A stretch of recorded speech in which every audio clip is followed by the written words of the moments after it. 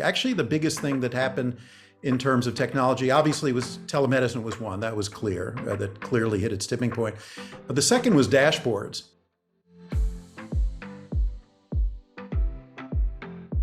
With COVID, I think we learned that we need to have real-time, up-to-the-minute, dashboards, information that doesn't make us look at some humongous spreadsheet, but actually takes it and presents it to us in forms that are beautifully visualized, actionable, whether it's for a clinician or whether it's for a healthcare system leader.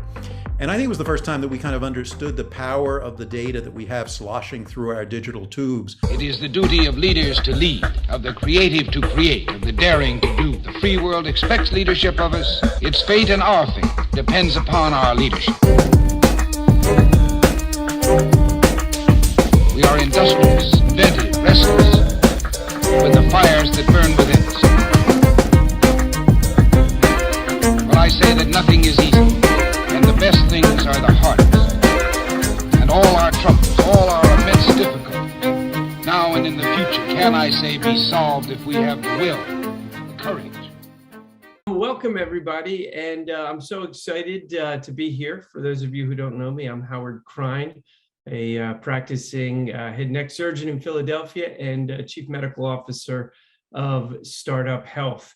And I'm so excited to have a special guest with us today for our Fireside Chat, Achieving Moonshots, with the one and the only Bob Wachter. Bob, welcome. Thank you, Howard. It's a joy to be here. I'm inspired watching those videos. Oh, thank you. You know what? Every time I see that video, I get a little inspired too. It gives me a little bit of goosebumps of where we are in medicine and in healthcare and what the possibilities are. So I want to take a moment just for those of you who have most likely heard of Bob, but don't know all of his accolades. I just wanted to just give a brief introduction, let everybody know he is a best-selling author. He is a renowned clinician, leader, and researcher out at UCSF in California. And as we were talking, it is a little bubble and a little wonderful place in this world to be able to be consistently. Bob also was the host of the podcast In the Bubble from the Frontlines. And Bob has really been at the forefront of healthcare innovation and reimagining where we are going. And once again, Bob, it's just such a pleasure to have a little time to talk with you. We've spoken before, but I'm really excited to hear what your thoughts are on where we are and where we're going. Thank you. Probably my biggest contribution was I coined the term hospitalist 25 years ago, 2 days ago. So just to show how old I am, a quarter of a century ago was when that all started. So let me ask you, just to touch base on that, did you ever think, when you coined it, I always am curious when people make such monumental contributions, when you coined that, when you first thought of that term, did you ever think that it was actually going to be as big and as important in healthcare when you invented it? Not quite as big. I thought that the model for care at the time, for inpatient care, which was your primary care doctor is responsible for taking care of you in the hospital, that just struck me as undoable. There's a physics problem. You can't be in two places at the same time. What I saw in academia was a different model where people sometimes came out of their research lab for a couple of weeks a year to get CME from their residency. It just, neither one of those seemed like the best way to deliver the best care and do it at the lowest cost and have physicians involved in making systems work better. So I thought it would grow. I mean, I kind of had in my mind the growth of emergency medicine and the growth of critical care medicine, two fields that had emerged a decade or a couple decades earlier, where you had generalists become specialists in the site of care. So what seemed odd was the hospital didn't have a specialist who was a specialist in hospital care, but I didn't think it would be the fastest growing specialty in history. There are now 60,000 of these people. And at UCSF, I run the Department of Medicine. I have 900 faculty that work in my department, and about 150 of them are hospitalists now. So it's now far bigger than cardiology or GI or pulmonary, and that I didn't quite envision. Yeah, it's amazing. I mean, and as you mentioned, hospitalists, every academic center that I know, and actually most even private hospital systems, the hospitalists are who run everything. It's who we as subspecialists and specialty physicians count on, and certainly need to be able to run the hospital. So yeah, it's certainly been major players during COVID. I think, that was, I think the things that turbocharged over the last 10 or 20 years, house staff work hour limitations. All of a sudden, you didn't have this infinitely expansile group of young doctors being paid below minimum wage. And so you had to figure out who's actually going to take care of sick people in teaching hospitals. And then COVID, has turbocharged it as well. Hospitals got very busy, and you need to figure out who can be there all day long to take care of them. And then finally, the safety and the quality movement really increased the premium on having doctors who live in a site of care and understand the system and try to make it work better. Yeah, let me tell you, that's a perfect transition into actually COVID, right? In the last 18 months, how different has medicine become than what we were looking at? I mean, literally a year and a half ago, from what we are dealing with today. Yeah, I mean, I think about the parts of COVID, obviously, that have just been brutal and have burned out our clinicians of all stripes, whether it's nurses or doctors or everyone. The financial hit to health systems, whether it's primary care or hospitals, has been very real. The kind of enduring effects, I think, are a few. One is my hospital, like many others, immediately went to a form of healthcare martial law, where all major decisions were being made by a small group of people that were part of the command center. And what we did was cut through an enormous amount of bureaucracy. What the old saying in medicine, what do they call the 99-1 vote of the medical staff? And the answer is a tie. It became clear that we couldn't do that. And I think we learned to be more nimble. It'll be interesting to see whether that sticks. I hope some of it does. I think we also learned the value of information technology in some really tangible ways. To me, people always think it's going to be AI or something really fancy. Actually, the biggest thing that happened in terms of technology, obviously, was telemedicine was one. That was clear, that clearly hit its tipping point. But the second was dashboards. I think one of the reasons that people are so unhappy about the first 10 years of digitization of healthcare has been, if you're a practicing clinician, you spend all of this time inputting information into the computer and you get so little useful intelligence out of it. It'd be like if you spent all your time feeding and changing your baby and they never smiled at you. It would be like, eventually you get pissed at them. And that's the way we feel about our EHRs. With COVID, I think we learned that we need to have real-time, up-to-the-minute, dashboards, information that doesn't make us look at some humongous spreadsheet, but actually takes it and presents it to us in forms that are beautifully visualized, actionable, whether it's for a clinician or whether it's for a healthcare system leader. And I think it was the first time that we kind of understood the power of the data that we have sloshing through our digital tubes.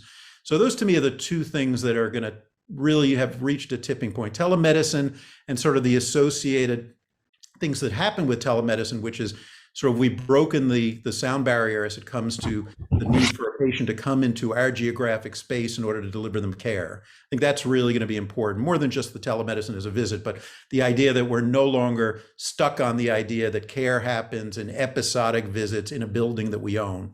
I think opens the door to a lot of digital transformation. And the second was recognizing the power of the data that we have and we now have it in digital form, but recognizing that you can't just give people massive amounts of data. You actually have to process it and give it to them in forms that are useful and interesting and actionable. Yeah, absolutely. Let me ask you, being that COVID helped usher in telemedicine and hopefully the power of the dashboard and the power of some of the information that we can collect in EHR, how do you think COVID, or I should say, how quickly did COVID change our ability or our willingness to accept that? Do you think that if COVID hadn't hit, how long do you think before telemedicine would be accepted? Do you think it was something that was right around the corner, or did COVID really supercharge it? No, I think it was 5 years away, maybe. Things are always slower than you always think they're around. Value-based care has been around the corner for 20 years.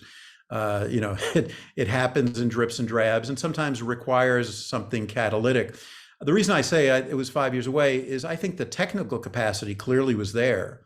We know that because, in a month we turned it on and we all went from 1% to 70% televisits. So we clearly had gotten past the obstacle of, bandwidth and Zoom or whatever system you use to do telemedicine.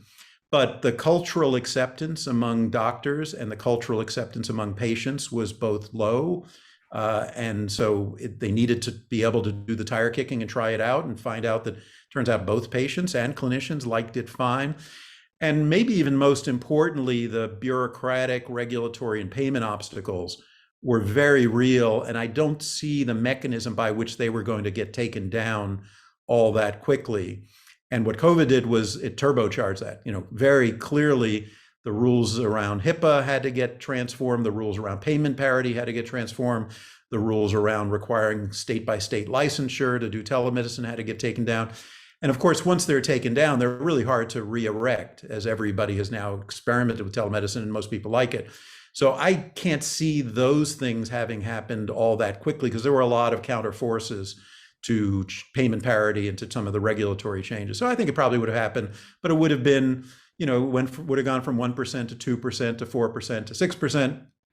I have to state a conflict. I'm on the advisory board for Teladoc, but just, there certainly were players there like Teladoc and others who were beginning to see the opportunity and were carving out niches. But I don't think telemedicine as a mainstream way of delivering care, I think that was probably at least 5 years away. Yeah, absolutely. Couldn't agree more. So from a health innovation standpoint, what does that do for, again, this Fireside Chat is really for our entrepreneurs.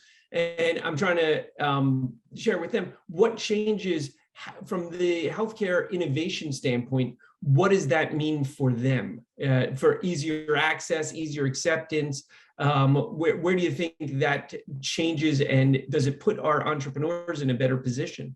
Yeah, I think it does. I guess in a few ways. One is that when the unit of care, whether it was preventive care or acute care, when the unit of care had to be that people had to, schlep into a place, park, go to an office, read the Reader's Digest, wait for the visit, or go to the emergency room, that was always going to be a constraint around entrepreneurialism, because the startup costs and the regulatory barriers to building those buildings and renting those offices were always going to be quite high.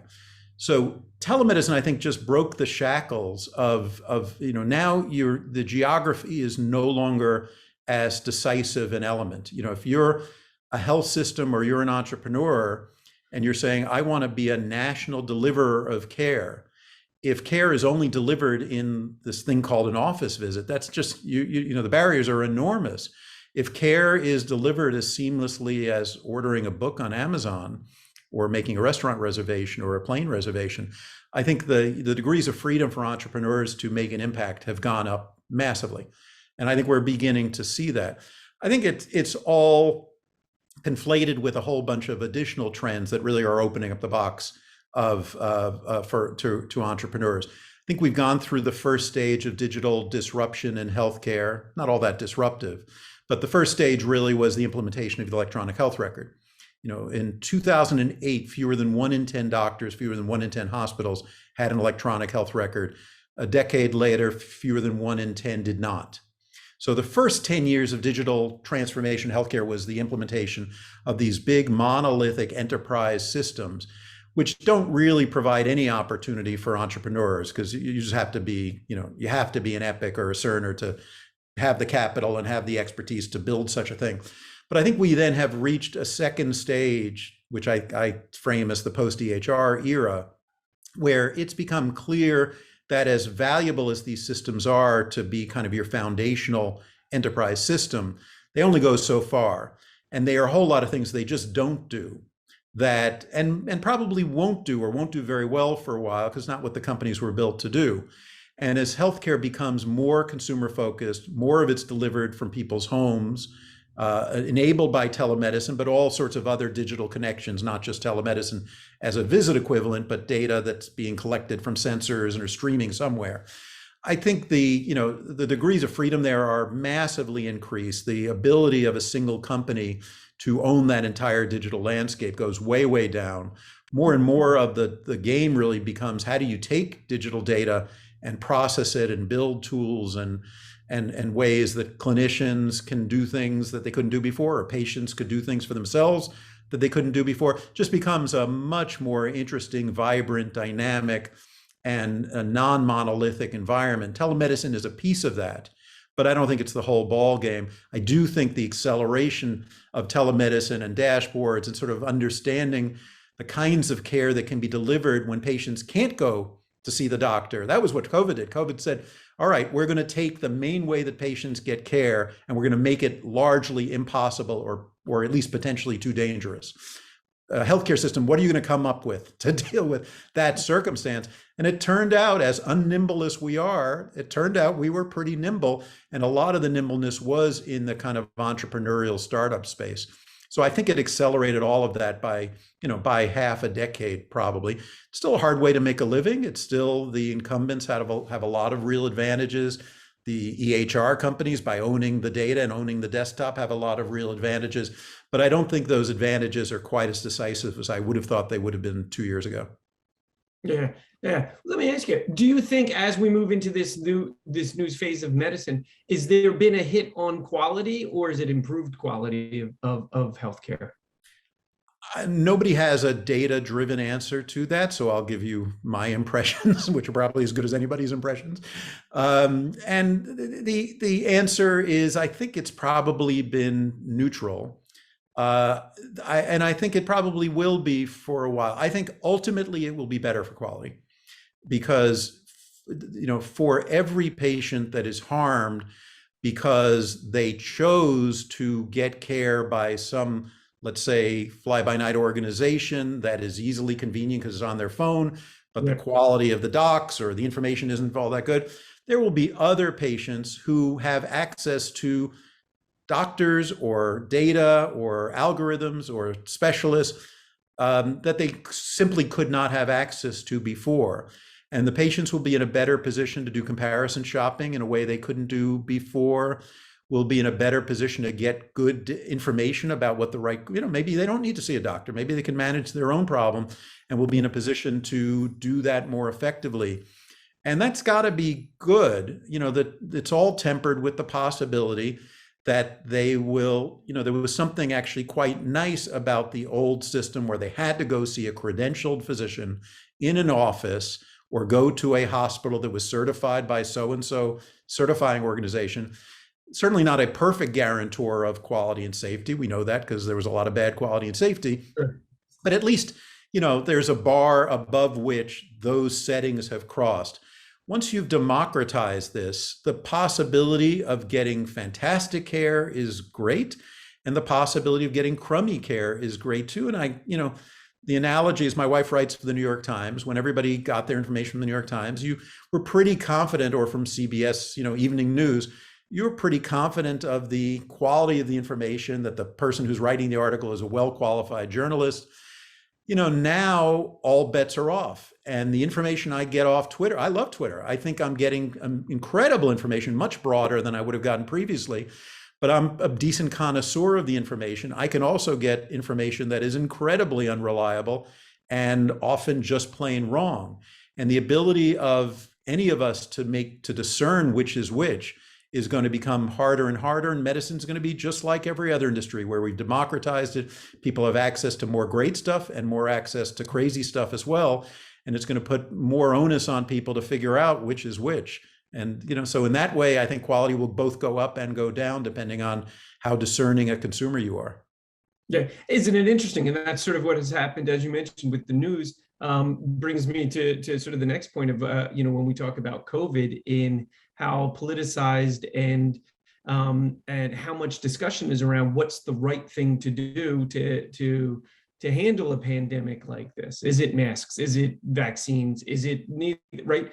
And I think that people are able to go onto Twitter or onto different news sources and find whatever information they want to support almost any rational or irrational decision that they want to make. Yeah, it's a I mean, if this wasn't so terrible and tragic, it would be fascinating. It probably is a little bit of both. And it has happened at a time where we have democratized information, where there is a important political thread in the United States, at least, that questions expertise, that sees expertise as being on the same gene as elitism and people who don't really care about people like me. And that explains a lot of the politics. And, it's a pluralistic society and people can make decisions in any way they want. But, science is science. One of the things about COVID is that the science evolves so quickly that if you're skeptical of it, there's plenty of room to say, but you told me that last month and now you're telling me something different. I mean, I'm pretty good at this. I follow it all the time. I told people in June that we could look at COVID through the rearview mirror because that was a perfectly reasonable assumption at the time before Delta became a thing. And so, I just saw a paper come out in Stat News that Helen Branswell, who's a wonderful reporter for Stat News, interviewed 20 or so public health COVID experts. I was lucky enough to be one of them. And she asked a whole bunch of questions of, would you go to a restaurant, indoors, outdoors? Would you, send your kids to school without a mask? Would you go to the gym? And it turns out we were essentially 100% in sync with each other. Now, that's possibly just groupthink, and we're all wrong. Or it basically says, yes, there's some areas of real controversy here. Do you give boosters after 6 months or 8 months? And do you give, if you got Pfizer, do you get Moderna? You should get Pfizer. Those are areas of real controversy. But the fundamentals of, do you need to wear a mask indoors? Should all the kids be wearing masks in schools? Should you get vaccinated? Are not debatable at the level of some reasonable sense of a qualified scientist. But, if you're on Facebook and you are predisposed to an alternative point of view and distrusting of expertise, you can find more than enough things to confirm your skepticism about almost everything that any of us might say. And of course, there's a market for that. If 30% of the public believes in that, and that's how you make your money through clicks, then there's sort of a symbiosis between putting out bad information and finding that to be a good thing from a kind of capitalistic point of view. So we've gotten ourselves in a pretty bad pickle when it comes to things where the science is pretty clear, whether it's how you deal with COVID or how you deal with climate change. And I actually have no idea how our society gets out of this thing. I too have been shocked by the politicization of masking, the politicization of vaccines. But at some level, the thing that's shocking is that we were shocked. Because, if we've watched the way our society has gone over the past 10 years, it should not have been shocking. Yeah, it should not have been shocking. And the thing that actually, which I'm still shocked at, and I shouldn't be, is how prevalent the two views are. That it's not just a small subset of people or a small subset of the country that believes that either masking is not needed or vaccines are not needed, but I mean, you're rounding, close to 50%. I mean, it is an astounding number to think that all the people I surround myself with, who you think were sort of most of the country, is really almost the minority in the country. So it's it is absolutely astounding. COVID's a toughie because it was a novel virus, because the science was going to change, and because the risk of bad behavior, whether it's not getting vaccinated or not wearing masks, is delayed and probabilistic. So I've said to people, COVID is a really bad teacher.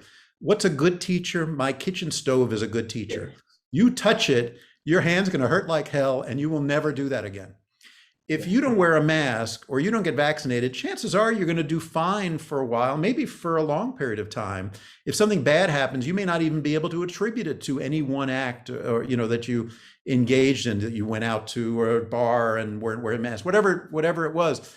And so if you are predisposed to not want to do the thing, and nobody wants to wear a mask and nobody wants to get an injection in their shoulder, you can have a lot of confirming evidence out there that these things don't matter that much because of this sort of idea that if it was a bad call, it will probably be delayed, and it is somewhat probabilistic. So you're going to get away with bad behavior for a considerable period of time. And that's just the predicament of a pandemic, and why, this is not novel.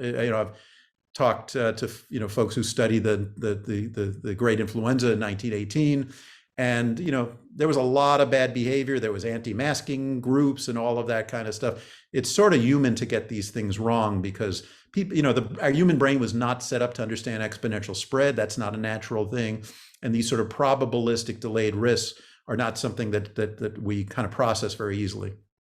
Yeah, absolutely. I mean, it really is a fascinating study in human nature. One of the things that you mentioned the Pfizer vaccine, the Moderna vaccine. Everybody knows the J&J vaccine was out there. One of the things that at Startup Health that we always talk about is moonshots, is how back when Kennedy called for the first moonshot, that all these companies, all these individuals, people came together, they rallied around a call to land on the moon. Do you think that what happened with the pandemic was sort of similar? Do you think that this stimulated and incited a collaboration between the government, between the private sector, between the hospitals in a way that hasn't been seen before?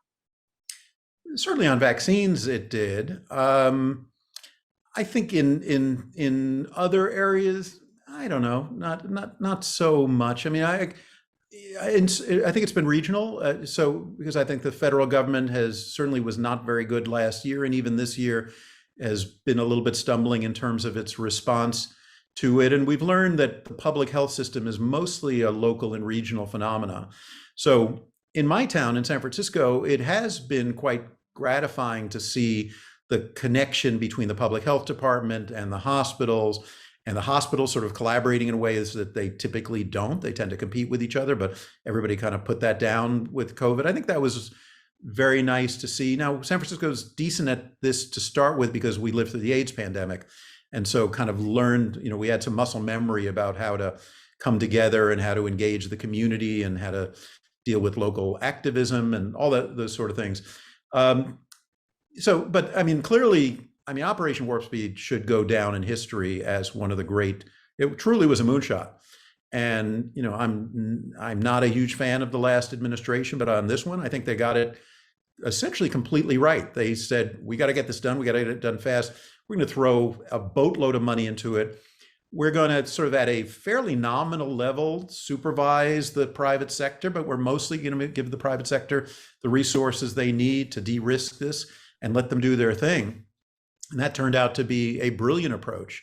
And maybe it's a model for other things. Is there a solution to climate change? It's hard to think of the vaccine equivalent to climate change, but is there a private sector solution that would be benefited by the government just giving the private sector a whole lot of resources, relatively loose reins in terms of the constraints, and saying go at this? Potentially. The problem, I think, for COVID is the vaccines are in some ways the exception that does not prove the case. So much of COVID related to the ways that individuals made their own personal behavioral decisions, the way individuals and institutions interrelated, the way different institutions, the public health system with the hospital system, all those sort of things. And, it's much more. It was less about entrepreneurialism and about the business sector and what it does when it's unshackled, and more about sociology and psychology and politics and economics. And on that, I think you'd have to give us a D. I just don't think we've done very well. And hopefully there will be lessons that we've learned from it. But I guess I'm not convinced. I think many of the lessons that we've learned from it are things that didn't work. And it's not obvious to me that if we had another pandemic 5 years from now, we'd do much better, because so much of it had to do with the sort of core issue of the politicization of scientific decisions. And unless that gets better, it's not obvious that it will be all that much better. And we'll have a playbook. We'll be able to push a button and say, we need PPE. Let's not screw that up. We need to develop tests and get them out quickly. Let's not screw them up. So there'll be some muscle memory of some of the real screw ups that we just weren't prepared for. And I think there will be a pandemic playbook. But in terms of the real fundamentals of everybody getting on board with masks and vaccines and all that kind of stuff, that is so much about politics and sociology that it's not obvious to me that we'll do better coming out of this. I wish I felt differently, but the lessons don't seem like that they have been learned. Do you think we engaged the smaller entrepreneurs as well as we could have? And I say, so when we look at it, and really when I was asking the question, I was thinking about some of the bigger companies that sort of stepped up and said, we're going to work on this problem.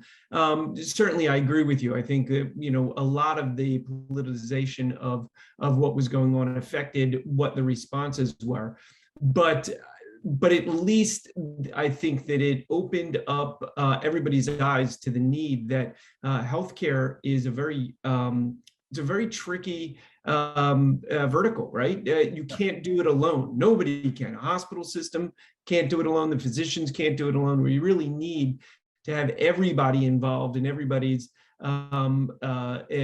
energy and focus on a problem for it to work, right? Because we have the government and the rules, the regulations, but you also have the distribution, right? There's logistics that go into it. Then you have the delivery from the clinicians and the hospital systems. Do you think that we engaged the smaller entrepreneurs with the ideas and the possible solutions for some of these issues as well as we could have, or you think that's also hopefully on the short front of what we need to do in the next few years? Yeah, I think more the latter. I mean, it as I think through the fundamental problems in COVID that needed to be addressed and the role of entrepreneurs, I mean, vaccines were just too big. If you think about it, Yeah. BioNTech was a small entrepreneurial company that ultimately came up with a solution that got partnered with Pfizer and became a key answer. But in the rest of it, there were entrepreneurial entrants into things like PPE generation, contact tracing systems, testing. People sort of I saw somebody who was going to develop a new outer garment that you could wear on an airplane that was COVID resistant. And I think most of those came to naught. Most of them, turned out to be sort of too small, too nichey. And sometimes they were in an area that even the big guns weren't able to figure it out. So, apps for contact tracing, even Apple and Google came together and built something that didn't get used very much because of all the privacy concerns and people's trust with that. It just sort of wasn't ready for prime time. Where I saw some really exciting entrepreneurialism was mostly in a not-profit space. Interestingly, there was a lot of do-it-yourself folks online developing COVID, modeling or COVID data dashboards that were really cool and really useful. Where they just saw a gap in what the CDC was putting out there and said, I'm a data scientist. I know how to do this, and there's publicly available sources of data, and I'm going to go out and put some. I don't know if anybody made any money on that. I'm sort of glad in a way that if they didn't, they were doing it because they thought it was the right thing to do and they saw a niche. But I think, when I look back in COVID, I don't see a whole lot of entrepreneurial activity. It was too fast moving. The barriers to entry were too high. And it was hard even for established companies to make it. I do think, in some ways, kind of mirroring what I said before, that COVID will accelerate the digital transformation of healthcare, and the entrepreneurial opportunities in that, I think, are enormous. I mean, you're talking about a fifth of the economy. You're talking about a $4 trillion a year industry that demonstrably does not work well, that has gaps everywhere you look, is unsatisfying to everybody, including the clinicians, but certainly to patients, is not transparent, does not allow people to get what they need where they want to get it, which is mostly sitting in their living room, not in a doctor's office or an emergency room.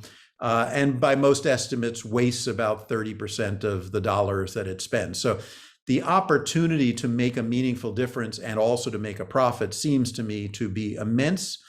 The lesion up until 15 years ago was the system was not digital enough for anybody to do anything with. I was on Google's health advisory board in 2005. And here we're Google, we take over every industry and we make it better, and we're smart, and we're we have unlimited resources, unlimited intellectual capital. And I remember, they put together this pretty high level advisory board and talked about how Google Health would work. And about a year and a half into it, Eric Schmidt came in and sat us down and said, we're disbanding Google Health. This is too hard a problem for us. And I said, okay, that's a pretty hard problem if it's too hard for us. And what he was really saying was, if the data is not starting life in digital form, then all of the googly stuff that we can do is of no value. And what we've learned is going in and trying to get data out of paper charts, or to do all the friction that we have to do to take your digital data at Walgreens and connect it to the digital data, such as it is at my institution, connect it to Quest. It's just not doable. Now, every one of the digital giants now is back in a huge way, unprecedented amount of VC money coming in. And it's basically because in the last 10 years, we have digitized the system. So now the data are digital, but we're still doing almost nothing with it. And so the opportunity for entrepreneurs to sort of think about and solve important problems for patients or clinicians or health systems, when the data are already in digital form, we're just not using it in a way that makes it useful, I think is massive. I think it's a really exciting era. And I'm quite swayed when I give talks about the digitization of healthcare. I say there are 4 stages. The first is you have to digitize the data. Done that in the last 10 years. The second is you have to connect all the parts. And we've begun to do that. There's still too much friction, particularly third-party tools connecting to EHRs, but we're getting better. The third is you have to make sense of the data. And the fourth is you have to then build tools and workflows and apps and other things that allow you to do what you're doing better. And I said, the reason I know what these stages are is my son works in an industry that has done all these things to great effect. And he'll sometimes argue my industry must be more important than yours because we did this 20 years ago and you're still working on it. He works in Major League Baseball, and he does Moneyball now for the Atlanta Braves. And he can tell you that this guy can't hit a lone outside curveball on Tuesday nights when the wind is out of the southwest and the pitcher is over 6'2" and there's a full moon. And that would take him 2 seconds. And we can't, we have our big triumph in hospitals is our sepsis alerts. That's the one thing that we do, and they're wrong 30% of the time. And that's like our big AI victory of predictive analytics. So we are so far behind, but I think it was because we didn't have our data in digital form until about 5 years ago. Now that we do, it's very clear that the Epics and Cerners of the world will not be the entities that then take us to the next stages of making sense of the data and building tools that allow us to take better care of patients and do it safer and higher quality and more equitably and more accessible and do it less expensively. So I think the environment for entrepreneurs has never been better, but it's still hard. The regulatory barriers are high. As I tell my entrepreneurial friends, doctors are better lobbyists than taxi cab drivers. Don't expect us to just bow over and say, oh, yes, you have a better way. I'm going to stand clear. There are a lot of reasons why healthcare is much, much tougher than every other industry that you've tried. Yeah, let me ask you: do you think that, because it's interesting? I have a couple friends in the that work at the MBA. Same thing. They can tell you exactly where one of the players is most successful at shooting from, and at what time of the night. Right. Is some of that? Do you think some of that is that we haven't digitized? And the question is, why haven't we digitized sooner? And is it that healthcare and money sort of are almost like taboo, right? You don't want to have, people don't want to think their physicians, their healthcare systems are trying to make money on whatever the problem is. Yet it's very acceptable for other industries to do things with a financial incentive. I don't find that a satisfying explanation. I think that physicians are as entrepreneurial as, we want the right things for our patients, but we're also profit-seeking human beings, which makes us normal. I work in a not-for-profit healthcare system. If we actually did not make a profit, we would go out of business. We need to make a bottom line to invest in a new building or support our research or our educational programs. And we're competing in a quite competitive city. So I don't think that, I think we have professional motivations that are very real and sometimes get us to do things that the economists don't really understand because they're not pure profit seeking. But I think in general, I don't think that our sort of non-economic drivers are the reason.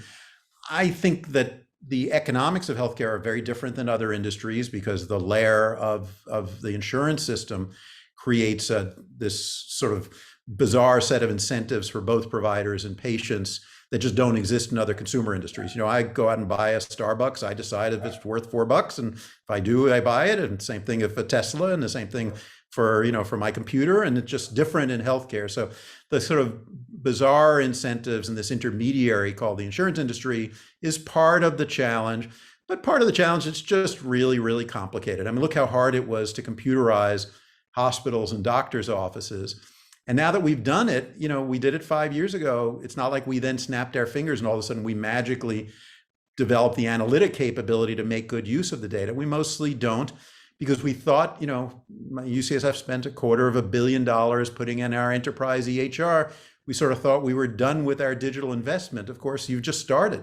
Now you have to hire all the people that are going to make sense of the data and do all the privacy thing and educate all the clinicians about how to use the systems in new ways. So I think we've been slow and naive, and the business case to make the investments in IT hasn't been very strong. But I think all that's changed. And I think that the EHR era really was the beginning of the breaking of the sound barrier, because you had to get that done to be a foundational step to do all the rest. Until you had your EHR, until your data were all in digital form, the Googles of the world or the VCs in the world were going to look at healthcare and say, nothing we can do here. Now that that's been done, I think the opportunity is immense, but doing it did not automatically make it so. This is a whole different stage with whole different opportunities and associated risks. So if it took us from the beginning of medicine to 2020 to get digitized, yeah, what do you see for? So I want to try to bring in the entrepreneurs and try to figure out how do they really engage healthcare systems, physicians, chairman like yourself, so within the hospital system, when you're looking at problems and an entrepreneur comes to you, what kind of things would you want an entrepreneur to say to you or show you that would excite you and encourage you to engage more with entrepreneurs like we have in Startup Health? Yeah. Well, first of all, just a lot of respect for all of you who do this, because it's you spend a lot of your life getting rejected, and I get that. And when you come into healthcare, you probably have seen this from other industries, but our BS detectors are going to be way out. We're not going to believe what you have on your PowerPoint. We're going to assume that you're giving us hype that is not going to live up to the promises. We're going to believe that you really don't understand how medicine works and how clinical medicine works. And maybe you have a physician advisor on your website somewhere, but that if you come at this from sort of a technological sensibility and you learned about this because you built something cool for real estate or for retail, that we're going to assume you really don't know anything that's particularly useful. I hate to sound harsh, but that's the way we're listening. And this is exactly what they need. Everybody needs to hear, truly what you're thinking. So thank you for the second thing, I think you have a branch point, which is, are you going to try to bypass the traditional healthcare system, or are you going to try to engage with it? And both have pluses and minuses. If you're doing kind of a direct to consumer play, a digital app that helps them manage their something, or your mental health or something, you may want nothing to do with us. I mean, you may want to just go ahead and figure out the regulatory landscape, the payment landscape, and go at it, and see if you can carve out a niche sort of independent of the existing healthcare system. And there's real opportunity there, and as well real risk. But there are certainly some successful companies that have done just that. They've sort of bypassed the traditional system. If you're going at the traditional system and you're trying to sell into us, here's a happy trend that I've seen at UCSF. Until 2 or 3 years ago, we had absolutely no front door for you to approach. And so you would have approached me, or your friend, the urologist from your poker game or your golf club or whatever. And that person might have sort of said, that's a really cool product, but that person had no idea how the IT system worked.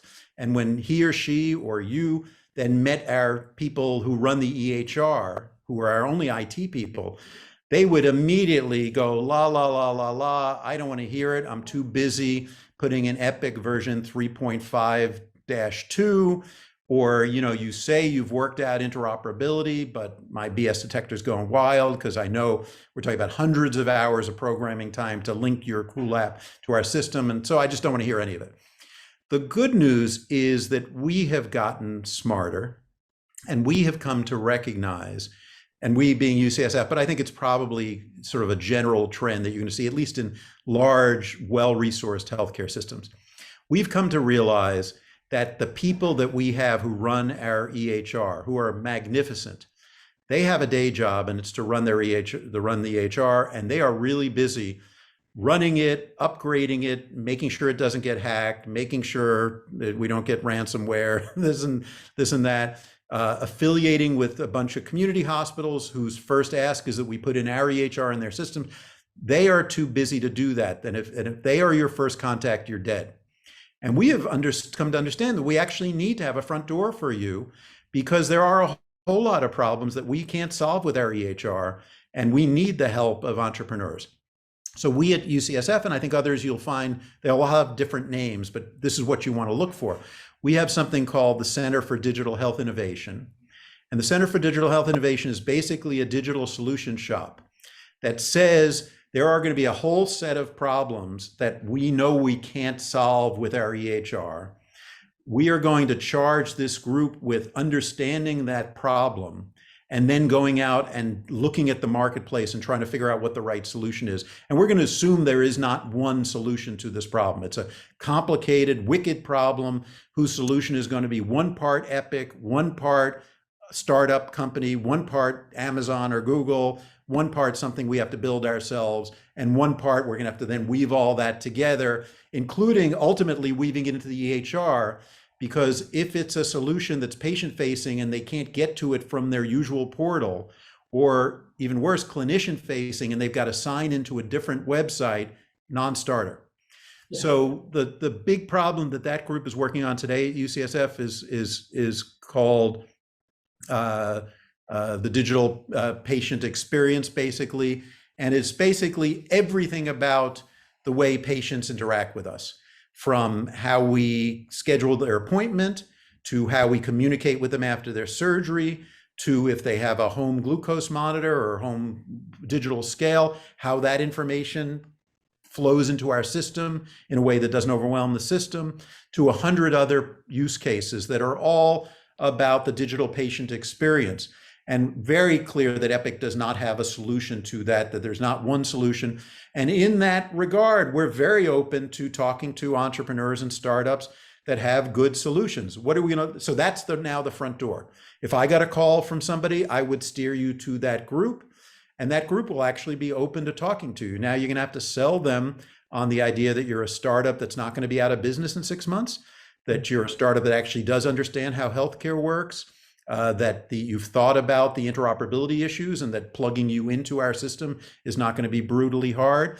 That's better if you can come to us and you've already sold into Hopkins or Mayo or Mass General. Of course, that's a problem because they will tell you that would be great if you already sold to UCSF. And I completely understand the circularity of the problem, but it is, we are looking for something of a track record. And if you can accumulate that, that makes their door a little bit more open than would be otherwise. Yeah. Do you? So at this point, are you sending most entrepreneurs that approach you to that open door, or are you championing any of them for yourself, or any of your physicians doing the championing? Yeah, some of the physicians do that. I'm just too busy. I'm all COVID all the time these days, and I run a department with 3,000 people, so I just can't meet with every startup and do that. So to get to me, you've probably already gone through 4 other people who are friends and family. But yeah, for the average physician, if they get the call, it's in their clinical, they're a cardiac electrophysiologist and it's a new app for exactly for that.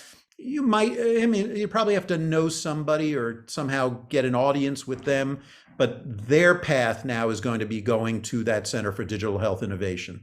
I think clearly the clinician can't do it by themselves. And the days where the clinician ran everything and the high profile, big earning doctor who brought in the most patients could come to the digital people and say, I'm Dr. So-and-so, I really want to have this tool embedded. They're going to get laughed at. I don't care if they bring in $50 million a year of neurosurgical business. That's, they'll get a listen to, and they will, the IT people will say to them, yeah, have your friend call me. I take a look at their PowerPoint. It's fine. But the day where that doctor can determine the tool that we use in our system, the system's just too complicated. Everything's so interconnected that we just can't afford to do that. Yeah, it's interesting that you just use that as an example because in the operating rooms we have the same sort of thing. There's physicians who the heavy producing physicians, the busy ones, we're always able to say, well, this is the kind of plating system I want, and now all of a sudden it's like, hey, listen, that doesn't fit into our portfolio. We have a better deal, and a structure with this other company, and either you use that or you don't operate here. So yeah, of course, it's a huge change. I mean, it really was. The environment 20, 30 years ago was one in which, the hospital was there to make the doctors happy. And the hospital still has to make the doctors happy-ish. But I think hospitals and health systems have recognized that the cost of customizing everything around an individual physician's whim and preference is actually higher than the benefit of keeping those doctors happy. And they're actually willing to let those doctors go if that's what it takes in order to be able to standardize. The job of the hospital is to produce the best care at the lowest cost. And if every doctor has veto power over everything, or their whim is what determines what you buy, you just can't do it. And I think healthcare organizations now understand that. Yeah. Well, listen, I want to also round up. You mentioned that you spend most of your time right now, or a lot of good portion of your time, talking about COVID and research and COVID and having COVID discussions. I know everybody who's listening would, as the news and the current events for the last week or two have come out, I'm sure everybody's on their mind is thinking about boosters. I just want to get your thoughts on what you think is going to happen with the boosters in the next few weeks.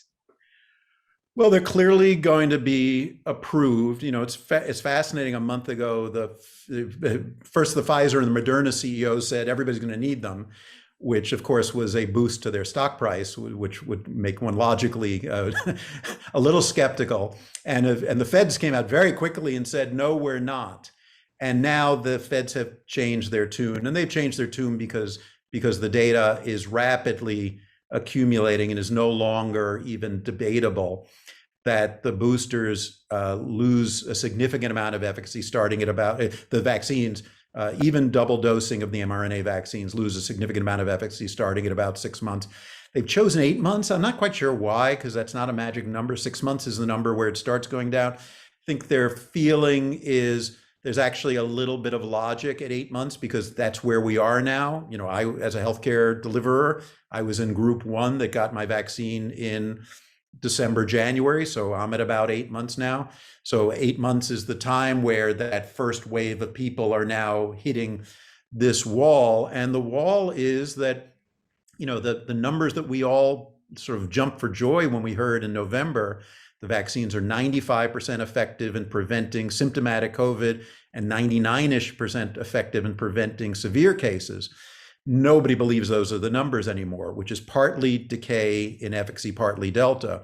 The best numbers now are probably 50 to 80% effective in preventing symptomatic infections and 80 to 90% effective in preventing severe infections. Both of those are a little bit debated. They're actually methodologically a little tricky to get because the group that got vaccinated early are older and they're more likely to have a bad outcome. But the bottom line is the vaccines are not going to last forever. We are all going to need boosters. We're going to start the way we started in December, January with healthcare workers and people in nursing homes, and then eventually go down by age groups. And ultimately, I think everybody will probably need them. For now, the booster you'll get will be the same shot you got before. You'll get a lower dose of Moderna because the original dose was a little high. But there's a tiny bit of evidence that mixing and matching might work a smidgen better, but I think the feds feel like that's going to be too confusing. And because you tolerated your first shot before, probably better for you to get the second shot before. The exception to that is going to be J&J, where your second shot is going to be Moderna or Pfizer, not another shot of J&J. And I worry a little bit, like we may ultimately have, in San Francisco, we talk about painting the Golden Gate Bridge. The minute you're done painting it, you start painting it again. Yeah. That we're just going to have this thing where we reach a point where we have enough vaccination plus natural immunity to beat back surges.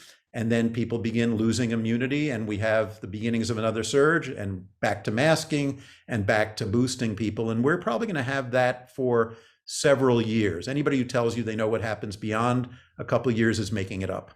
I think we have no idea. Have you changed your social habits, or encouraged your physicians and your patients to change their social habits back to sort of the pre-vaccination Absolutely. regimen? Absolutely. Absolutely. I'll tell you what I do today. So we have a place in New Hampshire. We're about to have a party. And, we would have had it, if everyone was vaccinated, we would have had it indoors 2 months ago. We're having it outside.